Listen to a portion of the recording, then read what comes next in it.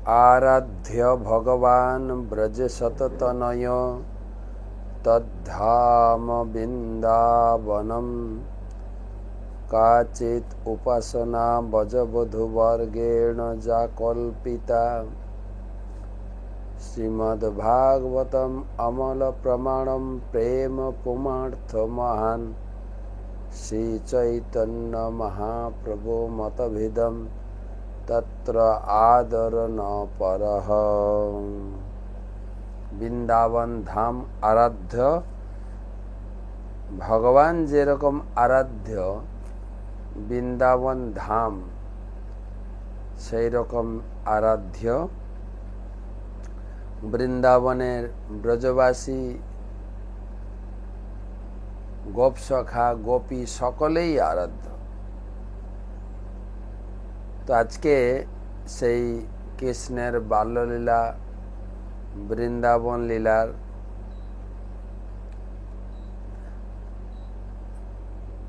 একবিংশতি অধ্যায় দশম স্কন্ধে একবিংশতি অধ্যায় আমরা আলোচনা করব। বংশীধ্বনি গতকালকে আমরা শুনেছি বৃন্দাবনের বর্ষাকাল এবং শরৎকাল, আর শরৎকাল আসার সাথে সাথে বৃন্দাবনে পরিবেশ ফুলে ফলে এবং আনন্দমুখর ভ্রমরের গুঞ্জন উচ্ছল বন পরিবেশ গড়ে উঠেছেন। আর কৃষ্ণ এগুলো পছন্দ করতেন। গাছপালা আন্দোলিত হয়ে কৃষ্ণ বলরামকে স্বাগত জানাতেন এবং কৃষ্ণ বাঁশি বংশীধ্বনি করতে করতে গোচারণে যেতেন। আর সেই বংশীধ্বনি শ্রবণ করে গোপীদের বিভিন্ন ভাব প্রকটিত হতো। গোপীদের, গাছপালা, পশু পাখি বংশীধ্বনি শ্রবণের তাদের উদ্গার। সখী সঙ্গে রূপের কথা কহিতেছিল বসি, হেনকালে বৃন্দাবনে বাজিল মোহনবাসী। ভগবান বংশীধ্বনি করে করে গোচারণে যাচ্ছেন। গোপীরা নিজে নিজে বলা বলি করছেন, কৃষ্ণ কি সুন্দর বাঁশি বাজায়, এত সুন্দর বাঁশি বাজায়, তাকে দেখে মনে হয় একজন নাটুকে অভিনেতা ব্যক্তি। সে একজন নর্তক। তার কানে নীল বর্ণের ফুল গোঁজা থাকে, তার পরনে থাকে পীতবসন, গলায় শোভা পায় বৈজন্তী মালা। মধুর মনোমুগ্ধকর বাঁশি বাজাতে বাজাতে যেন ভগবান তার নিজের অধর বাঁশির রন্ধ্রগুলি পূরণ করছে। এইভাবে কৃষ্ণ এবং তার পদচিহ্নে ভূষিত বৃন্দাবন প্রবেশমুখর সব সময় কৃষ্ণ কথা স্মরণে সাহায্য করে।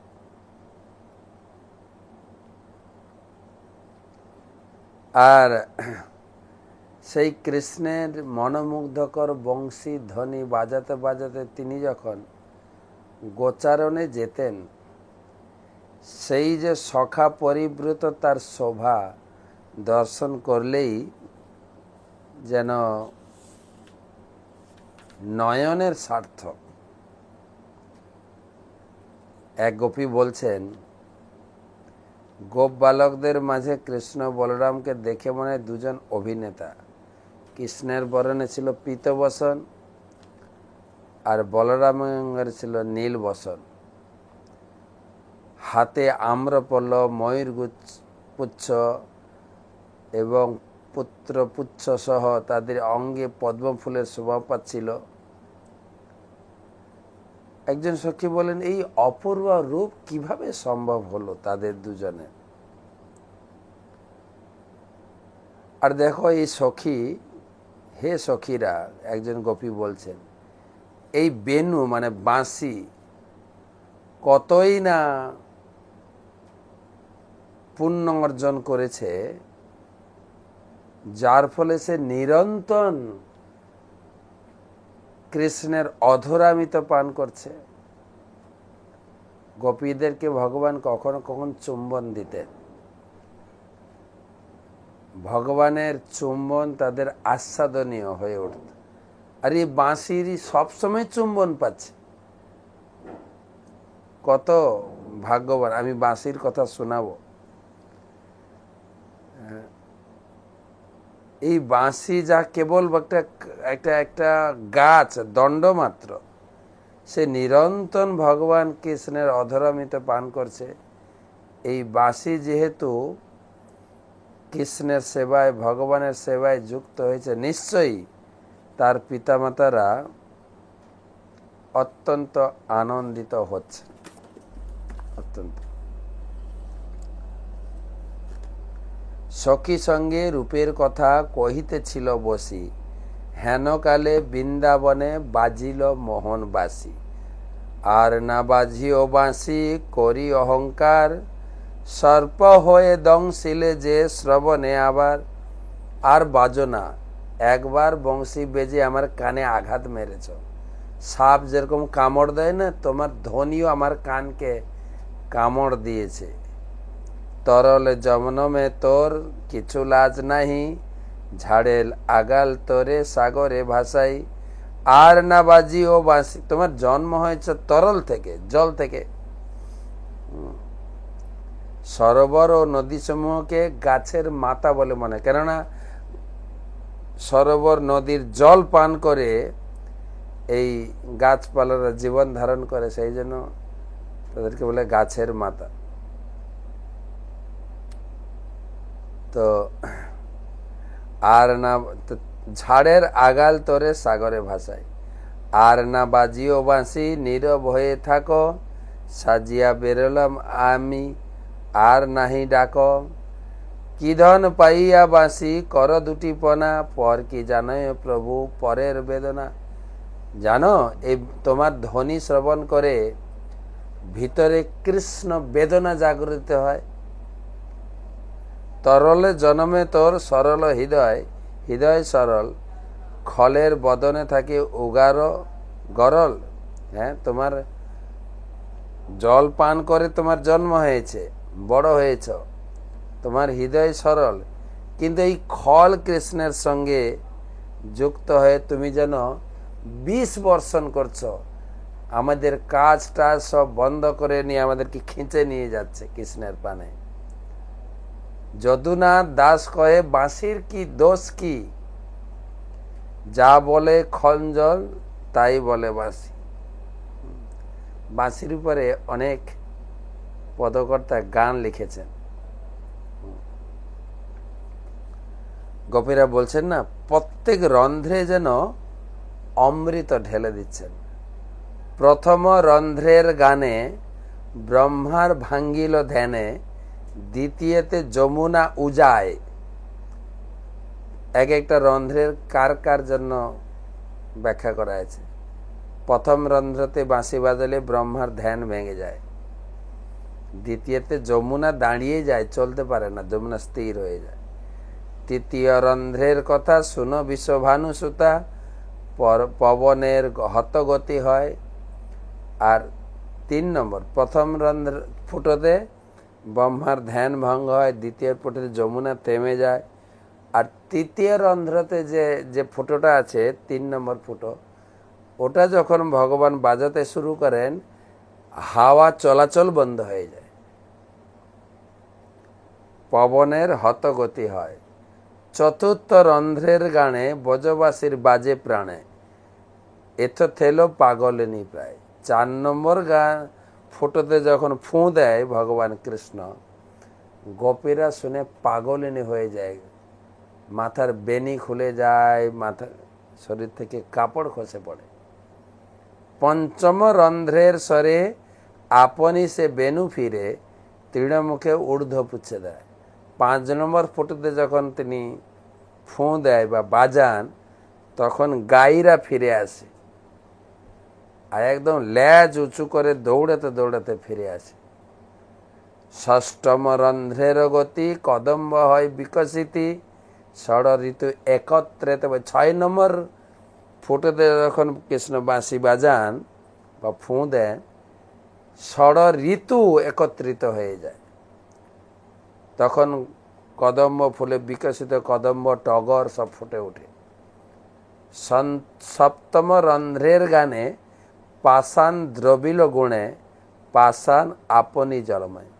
আর 7 নম্বর ফুটোতে কৃষ্ণ বাঁশি বাজালে পাথর গলে জল হয়ে যায়। অষ্টম রন্ধ্রের গান, গাই রাধে তোমার নাম, মোর বংশী এত গুণ ধরে। অষ্টম রন্ধ্রেতে তিনি রাধারানীকে আহ্বান করেন, রাধা নাম কীর্তন করেন। 8 নম্বর ফটোতে পদকর্তা লিখছেন, বংশী বদনে কয়, বংশী শিক্ষা উচিত হয়, না জলে শিক্ষা বলে কারে। এই যে বাঁশি মহাপ্রভুর লীলাতে তিনি বংশীবদন ঠাকুর হয়ে এসেছিলেন, তিনি লিখছেন বাঁশির উপরে। এবারে আমরা শুনেছি না, বাঁশি সে রাসলীলার সময় যখন ভগবান বাঁশি বাজাচ্ছিলেন, তখন গোপীরা সেই মধ্যরাত্রিতে কিভাবে ছুটে যাচ্ছিলেন সেই দশা বর্ণনা করছেন। রাই সাজে বাঁশি বাজে, না পড়িল উল, কি করিতে কি না করে সব হইল ভুল। যখনই বাঁশি শুনে, তারা সব সেজেছিলেন কৃষ্ণের কাছে যাওয়ার জন্য, কিন্তু বাঁশি শুনে তাদের সাজগোজ সব উলট পালট হয়ে গেছে। মুকুরে আঁচরে রাই বাঁধে কেশভার, পায়ে বাঁধে ফুলের মালা, না করে বিচার। ফুলের মালা বেনিতে বাঁধার কথা, নূপুর বাঁধছেন বেদিনতে, ফুলের মালা বাঁধছেন পায়ে। করেতে নূপুর পরে, জঙ্ঘে পরে তার, গলাতে কিঙ্কিনি পরে, কোটি তটে হার। কোটি তটে হার পড়ছে, গলায় পড়ছে বাজু। চরণে কাজর পরে, নয়নে আলতা। চরণে আলতা পরার কথা, এখানে আলতা পড়ছে, চরণে কাজল লাগাচ্ছে। হিয়ার মাঝারে পরে বঙ্করাজপাত, শ্রবণে করে রাই বেশের সাজনা, নাসার উপরে করে বেনির রচনা। শ্রবণে করে রাই বেসর রচনা, চুলের যে বেসর এখানে লাগাচ্ছেন, আর নাসার উপরে বেনি লাগিয়েছে।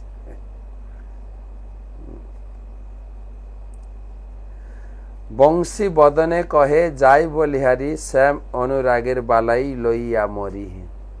সব বংশী বদন ঠাকুরের আর একটা আছে, পড়ে দিই। আমার কাছে আর অনেক আছে। মুরলী শিখিবে রাধে, শিখাবো মনের সাধে, যেবা বলো বলি শুনো ধ্বনি, ছাড়ো এ নারীর বেশ, উভ করি বান্ধ কেশ, বামে চূড়া করহ টালনি। মছিয়া সিন্দুর ঘটা, কর রাই বিনোদ ফোটা, নাসার বেসর কর দূর, কাজলি খলিয়া ফেলো, মৃদুমন্দে হস্ত কালো, তবে বাঁশি বাজিবে অধরে।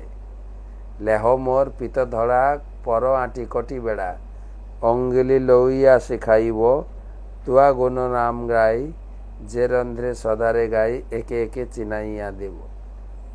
গৌর অঙ্গলি মোর, সোনাবান্ধা মাসি মোর, ধন দেখি রন্ধ্র মাঝে মাঝে, 3 ঠাই হস্ত বাঁকা, পাচনিতে দেহ ঠেকা, তবে সে বিনোদ বাঁশি বাজে।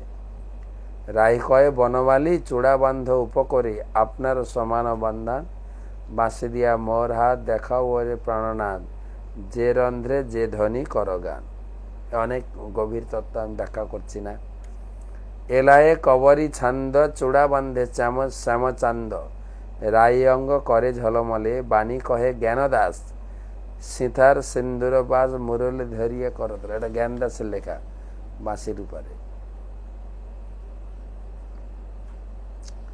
তো বাঁশির যে বিভিন্ন তান, বিভিন্ন রন্ধ্র,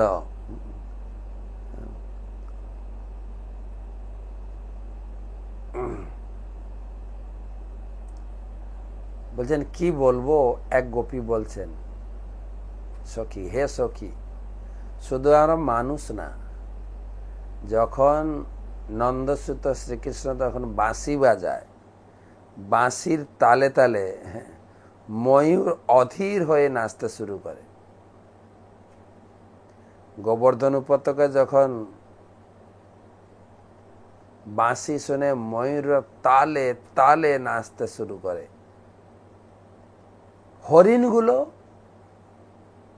হরিণগুলোকে দেখে গোপীরা খুব ঈর্ষা করছেন। ঈর্ষা কেন না, দেখো হরিণগুলিকে দেখো, তারা যদিও মুখ পশু, কথা বলতে পারে না, কিন্তু নন্দন কৃষ্ণকে তাদের ভাব প্রদর্শন করার জন্য প্রতিশ স্নেহ ভরে কৃষ্ণের দিকে হাঁ করে তাকিয়ে বাঁশি উপভোগ করছে। ঈর্ষাটা কিভাবে না, তারা প্রতিসহ কৃষ্ণের সেবায় যুক্ত হয়েছেন, কৃষ্ণের প্রতি আকৃষ্ট।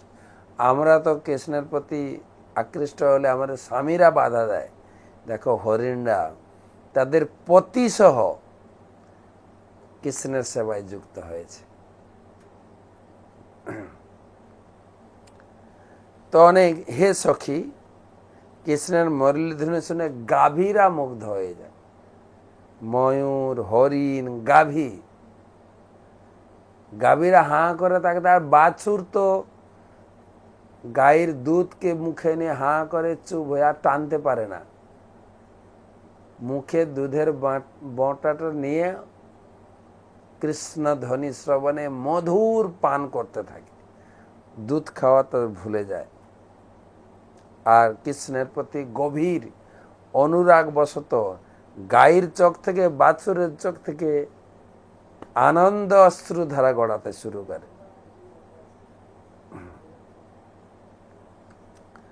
আর আরেকজন অল্প বয়স্ক কবি, আরে আরে আরে সেটা নয়, গাছে দেখো পাখিগুলো নিশ্চল ভাবে বসে থেকে কৃষ্ণের বংশীধ্বনি শুনছে। হ্যাঁ, তাদের মনে হয় যেন কৃষ্ণের বংশীধ্বনি শুনে সব বুঝে গেছে, সব ভুলে গেছে। এরা সাধারণ পাখি নয়, এরা সাধারণ পাখি নয়, আগের জন্মে মুনি, ঋষি, যোগী, ধ্যানী ছিল। হ্যাঁ, এরা কৃষ্ণের লীলায় অংশগ্রহণ করার জন্য তারা পাখি রূপে বৃন্দাবনে জন্মগ্রহণ করেছে। আর এই যমুনা নদীও কৃষ্ণের ধ্বনি শ্রবণ করে কৃষ্ণের পাদপদ্মকে আলিঙ্গন করার জন্য আকুল হয়ে উঠেছে, এবং পদ্ম ফুল, বিকশিত পদ্ম ফুলকে নিয়ে কৃষ্ণকে উপহার দিতে আসছে।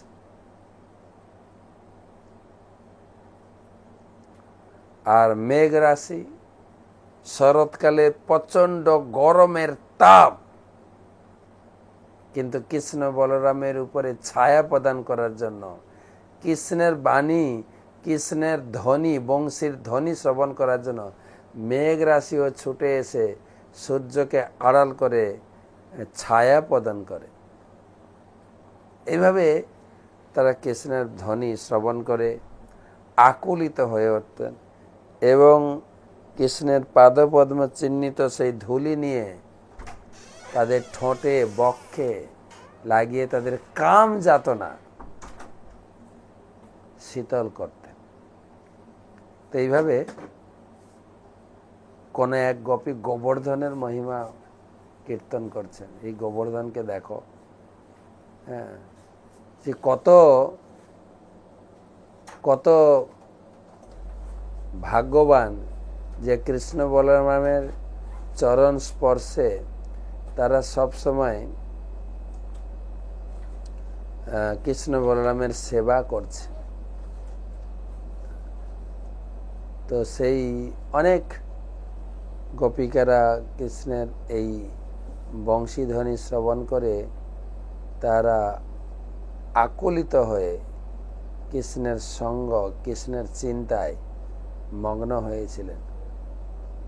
তো সেই এই অধ্যায়ে তা বর্ণনা করা হলো।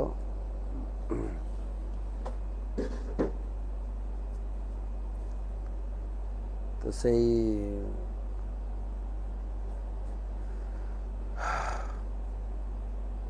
যখন ভগবান কৃষ্ণ এইভাবে বাঁশি বাজাতে বাজাতে চলে যেতেন গোচারণে, তখন বৃন্দাবনের গোপবধূরা, গোপীরা এই কৃষ্ণ লীলার বর্ণনা করতে করতে মগ্ন হয়ে যেতেন। এইভাবে কৃষ্ণ ভক্তির ছটায় তাদের জীবন ধীরে ধীরে কৃষ্ণের প্রতি আকর্ষণ বেড়ে উঠত।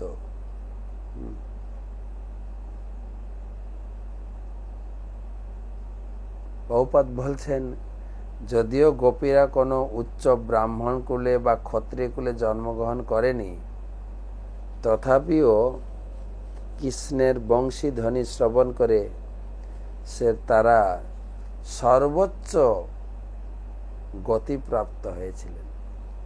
তো এইভাবে বংশীধ্বনি শ্রবণ করলেন। এবারে কাত্যায়নীর পূজা বর্ণনা হবে।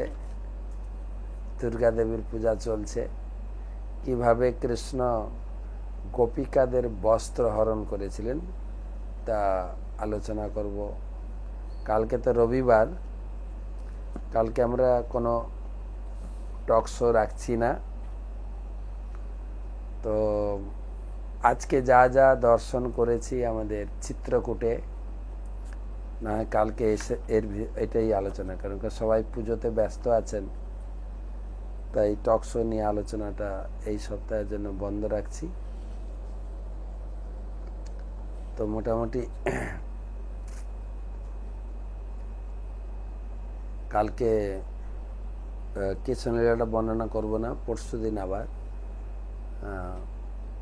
সেই বর্ণনা নিয়ে আসবো। কালকে চিত্রকূটের যা যা দর্শন করলাম, কারণ আজকে তো সময় হয়ে গেল।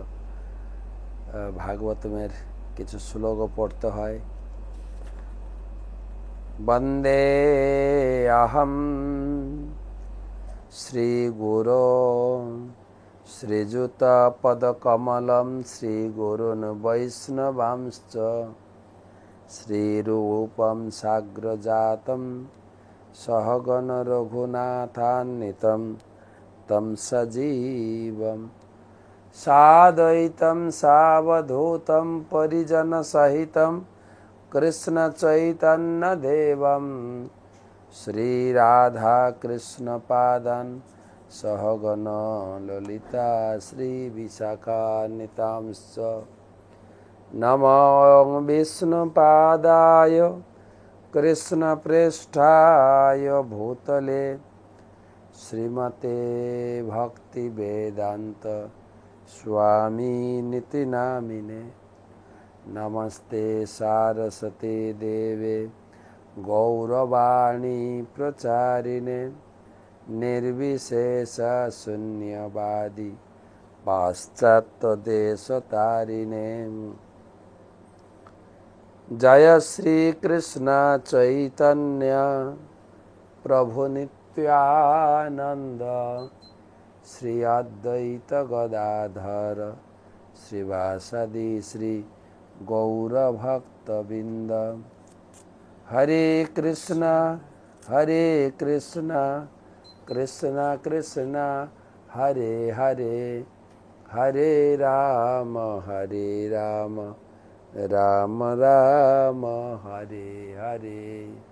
ওং নমো ভগবতে বাসুদেবায়।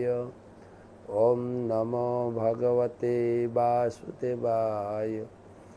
ওম নমো ভগবতে বাসুদেবায়। নারায়ণং নমস্কৃত্য নরং চৈব নরোত্তমং দেবীং সরস্বতীং ব্যাসং ততো জয়ং উদীরয়েৎ।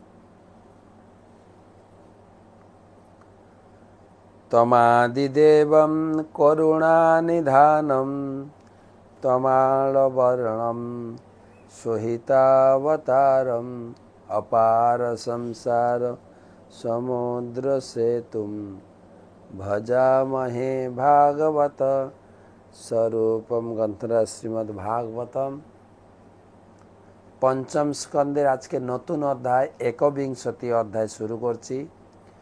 সূর্য সম্বন্ধে, সূর্যের গতিবিধিতে দিন রাত, উত্তরায়ণ, দক্ষিণায়ন, শুক্লপক্ষ, কৃষ্ণপক্ষ কিভাবে পরিবর্তন হচ্ছে তার একটা জ্যোতিষ গাণিতিক হিসাব সুখদেব গোস্বামী দিয়েছে, আমাদের একটু জানা দরকার আছে। তো গুরুদেবের চরণে প্রণাম জানিয়ে আমরা আলোচনা শুরু করব। নমঃ বিষ্ণুপাদায় কৃষ্ণ পৃষ্ঠায় ভূতলে শ্রীমতে জয়পতাকা স্বামী নীতি নামিনে নমঃ আচার্য পাদায় নিতাই কৃপা প্রদায়িনে গৌরকথা ধামদায় নগর। তো শ্রীমদ্ ভাগবত মহাপুরাণ পঞ্চম স্কন্ধ একবিংশতি অধ্যায়ের প্রথম শ্লোক। শ্রী শুকৌবাচ এতাবানেন ভুবলয়স্য সন্নিবেশঃ প্রমাণলক্ষণতো ব্যাখ্যাতঃ। এতাবানেব ভুবলয়স্য সন্নিবেশঃ প্রমাণলক্ষণতো ব্যাখ্যাতঃ। সুখদেব গোস্বামী বলেন, হে রাজন, এইভাবে আমি প্রমাণ ও লক্ষণ প্রদর্শনপূর্বক ব্রহ্মাণ্ডের পরিমাপ বর্ণনা করলাম। সেই সপ্ত দীপপতি, সেই ব্রহ্মাণ্ডের বর্ণনা আমরা কয়েকটা অধ্যায়ে পড়লাম। জম্বুদ্বীপ, তার 9টা বর্ষ, লক্ষদ্বীপ, শালমলী দ্বীপ, কুশদ্বীপ, ক্রৌঞ্চদ্বীপ, সাগ ও পুষ্কর দ্বীপ, এবং প্রত্যেকটা দ্বীপের কয়টি বর্ষ, সেই দ্বীপের অধিপতিকে, কয়টা নদী, কয়টা পর্বত, কয় ধরনের মানুষ বাস করে, আরাধ্য দেবতা, কি সমুদ্র আছে, লবণ সমুদ্র, ইক্ষুরসের সমুদ্র, তারপরে দই দুধের সমুদ্র, পানীয় জলের সমুদ্র, ক্ষীরের সমুদ্র, এরকম 7 সমুদ্রের কথা আমরা শুনেছি, অপূর্ব বর্ণনা। এবং জম্বুদ্বীপ 1,00,000 যোজন, তার ডবল হচ্ছে প্লক্ষ, তার ডবল শালমলী দ্বীপ, কুশদ্বীপ তার ডবল ক্রৌঞ্চদ্বীপ, তার ডবল সাগদ্বীপ, এবং তার ডবল 64 লক্ষ যোজন বিস্তৃত পুষ্কর দ্বীপ। এই সপ্তদ্বীপ ব্রহ্মাণ্ডের আমি বর্ণনা করেছি আগে। এতেন হি দেবমণ্ডল মানম তদ্বিদ উপদিশন্তি যথা দিদলয়োর নিষ্বাপ দীনান্তে অন্তরেণান্তরিক্ষম তদুভয় সন্ধিতম। এতন হি দেবমণ্ডল মানম তদ্বিদ উপদিশন্তি যথা দিদলয়োনির্বাষ্প দীনান্তে অন্তরেণান্তরিক্ষম তদুভয় সন্ধিত। গম আদি দ্বিদল দশের অধস্থিত দলের পরিমাণ জানা হলে যেমন উদরস্থ দলের পরিমাণ, উপরস্থ দলের পরিমাণ জানা হয়ে যায়, তেমনি ভূগোলবেত্তা পণ্ডিতরা বলেন ব্রহ্মাণ্ডের নিম্নভাগের পরিমাণ জানা হয়ে গেলে উপরিভাগের পরিমাণ সহজেই জানা হয়ে যায়। ভূলোক, নিচের লোক, উপরের লোক জানা দরকার। ভূগোলক ও স্বর্গগোলকের মধ্যবর্তী স্থান হচ্ছে অন্তরিক্ষ। ভূগোলকের ঊর্ধ্বে ও স্বর্গগোলকের অধোভাগে অবস্থিত। ভূলোক বলে না, এটা হচ্ছে ভূলোক, তারপরে ভুবলোক, তারপরে স্বর্গ, ভূভুবস্ব, মাঝখানে অন্তরিক্ষ লোক রয়েছে। ভূলোকের ঊর্ধ্বে ও স্বর্গের অধোভাগে, যেটাকে বলে অন্তরিক্ষ বা ভুবলোক। তো সূর্যটা ওখানেই আছে। সূর্যটা কোথায় আছে? জন্মধ্যগত ভবম স্থান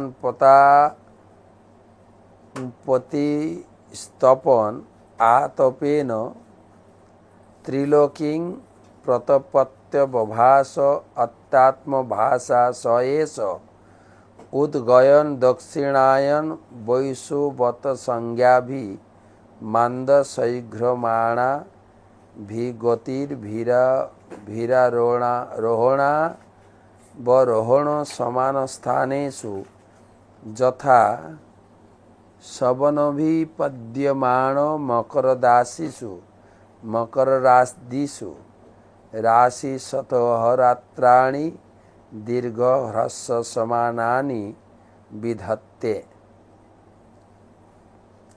সেই অন্তরিক্ষের মধ্য থেকে চন্দ্র প্রভৃতি তাপ প্রদানকারী গ্রহদের রাজা ঐশ্বর্যশালী সূর্যদেব তার তেজের প্রভাবে ব্রহ্মাণ্ডকে উত্তপ্ত করে। তাহলে এই স্বর্গলোক আর মর্তলোকের মাঝখানে যে অন্তরিক্ষ বা ভুবলোক, ওখানেই সূর্যদেব অবস্থান করেন। সেখান থেকে সারা ব্রহ্মাণ্ডকে তাপ, আলোক এবং শক্তি প্রদান করেন।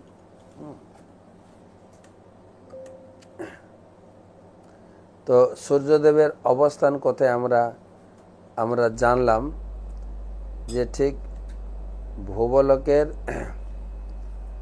মানে ভূলোকের ঊর্ধ্বে আর স্বর্গের নিচে, সেখানে অবস্থান করেন।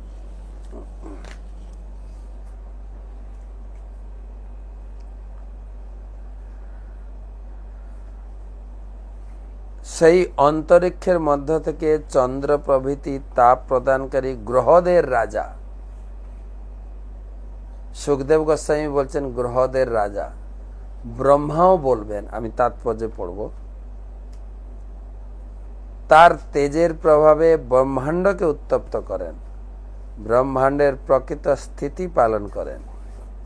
তিনি সমস্ত জীবকে দর্শন করতে সাহায্য করার জন্য আলোক প্রদান করেন। সমস্ত জীব দর্শনের শক্তি লাভ করে যখন সূর্য উদিত হয়। গতকালকে সে কথা আপনারা শুনেছেন।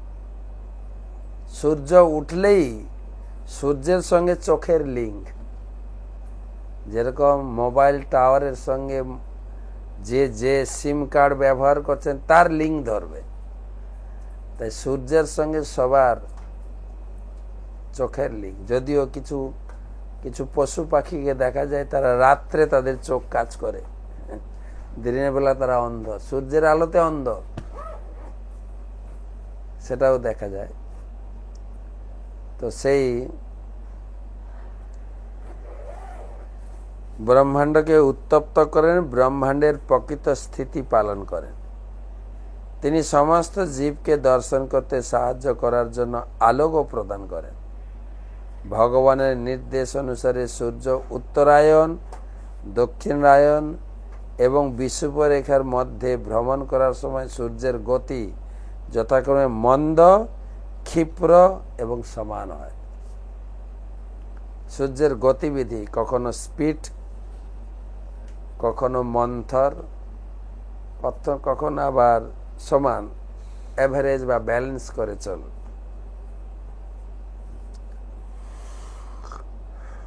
উত্তরায়ণে মন্দ, দক্ষিণায়নে ক্ষিপ্র এবং বিষুবরেখায় সমান। তার এই ত্রিবিধ গতি অনুসারে আরোহণ, অবরোহণ এবং সমস্থানে মকর আদি রাশিতে ভ্রমণ ফলে দিন ও রাত্রি হ্রস্বতা, দীর্ঘতা, সমানতা। কখনো দিন বেড়ে যায় তখন গরম, রাত বেড়ে যায় ঠান্ডা, আবার দিন রাত সমান ব্যালেন্স হয়। এই সূর্যের গতি অনুযায়ী ঋতু পরিবর্তন হচ্ছে। বহুপাত তাৎপর্যে লিখেছেন যে সুখদেব গোস্বামী বলছেন যে সমস্ত গ্রহদের রাজা। তো ব্রহ্মাজি বলছেন তার ব্রহ্মসংহিতা, যৎচক্ষুরেষু সবিতা সকল গ্রহাণা, সমস্ত গ্রহের রাজা হ্যাঁ, সমস্ত সূর্যমূর্তি অশেষ তেজা, অশেষ তেজ বিশিষ্ট। এই সূর্য যত গ্রহ নক্ষত্র আছে তার ভিতরে বেশি তেজিয়ান হচ্ছে সূর্য, অশেষ তেজ বিশিষ্ট। কিন্তু তিনিও যশাং গয়া ভ্রমতি সংভীত কালচক্র, তিনিও যেন স্থির নয়, কারোর নির্দেশে চক্রাকারে ঘুরছেন, চক্রাকারে ঘুরছেন। পূর্ব দিকেতে উদিত হচ্ছেন, পশ্চিম দিকে অস্ত। খুব তেজিয়ান, কিন্তু গোবিন্দম আদি পুরুষম তমহং ভজামি, গোবিন্দের নির্দেশে চক্রাকারে তিনি ঘুরছেন, প্রতিদিন ঠিক টাইমে উদিত হচ্ছেন। আমাদের তো কখনো কখনো ঘুম থেকে উঠতে লেট হয়ে যায়, কখনো একটু আর্লি উঠি, আগে পিছে হয়। দেরি করে ঘুমালে একটু ক্লান্তি লাগে, দেরি করে উঠা হয়। আগে ঘুমালে একটু আগে উঠা হয়। কখনো অ্যালার্ম দিয়ে, কখনো কেউ সে ডেকে দেয় জোর করে, এভাবে আমরা উঠি। কিন্তু সূর্যদেব একদম টাইম। কখনো দেরি করে উঠে বলবেন না যে আই এম ভেরি সরি, না। কখনো আমাদের কুয়াশার ফলে মেঘের আড়ালে সূর্যকে দেখতে পাই না, কিন্তু সূর্যের গতিবিধি একদম চক্রাকারে ঘটছে, টাইম ফেল হবে না। এবং সূর্যের গতিবিধি অনুযায়ী আমাদের টাইম চলছে। সেজন্য বলছেন, সূর্যকে যদিও পরম শক্তিশালী ভগবান বলে বর্ণনা করা হয়েছে, যদিও তার জ্যোতিষ্কের মধ্যে সবচাইতে শক্তিশালী, তবুও গোবিন্দের আদেশ পালনে তিনি চক্রাকারে ঘুরছেন। আমরা ছোটবেলায় স্কুলেও পড়েছি, সবাই কাজ করে, সবাই ঘুরছে, সূর্য ঘুরছে, পৃথিবী ঘুরছে, গ্রহতারা ঘুরছেন, নিজ নিজ কক্ষপথে ঘুরছেন। ভগবান সবাইকে একদম চক্রাকারে কাজ করছেন, চক্রাকারে কাজ করাচ্ছেন। গোবিন্দম আদি পুরুষম তমহং ভজামি। এগুলো শাস্ত্র থেকে না জেনে আমরা আন্দাজ, সব এমনি এমনি হচ্ছে, এমনি এমনি কোনো কিছু হয় না। তো কোনো বাচ্চা ছেলে যদি দেখে একটা গাড়িকে দুটো গরু মিলে টানছে, যেটাকে বলে গরু গাড়ি, বা রিস্কাটা এবার প্যাডেল করে চালাচ্ছে, সাইকেল চালাচ্ছে, কিন্তু দেখা গেল একটা কার কোনো গরু টানছে না, তো এমনি চলছে, এমনি এমনি চলছে না, এমনি এমনি চলে না, তার ভিতরে ড্রাইভার আছে, তিনি চালাচ্ছে। তাই সূর্য, চন্দ্র, গ্রহ, তারা, প্রকৃতি, ঋতু, কেউ না কেউ অপারেট করছেন। অপারেটরকে জানতে হবে।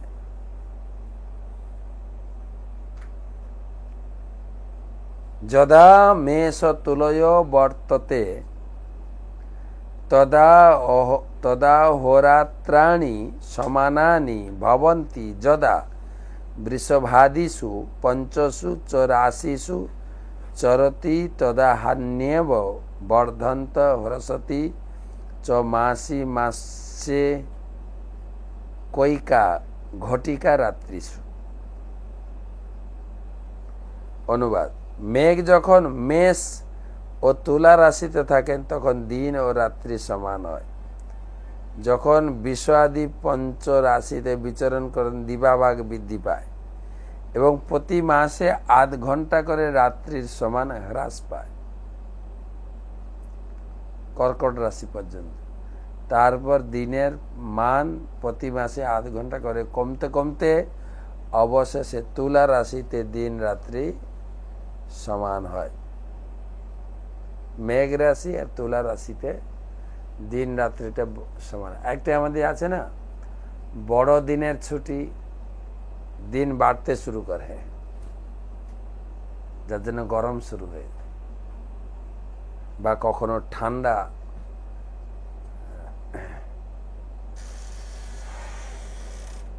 তো এই বিস্তারিত বর্ণনা আমরা ধীরে ধীরে আলোচনা করব। আবার এই বর্ণনা নিয়ে আসব পরশুদিন। কালকে চিত্রকূট সম্বন্ধে আলোচনা, পরশুদিন আবার এটা নিয়ে আলোচনা করব। শুভরাত্রি।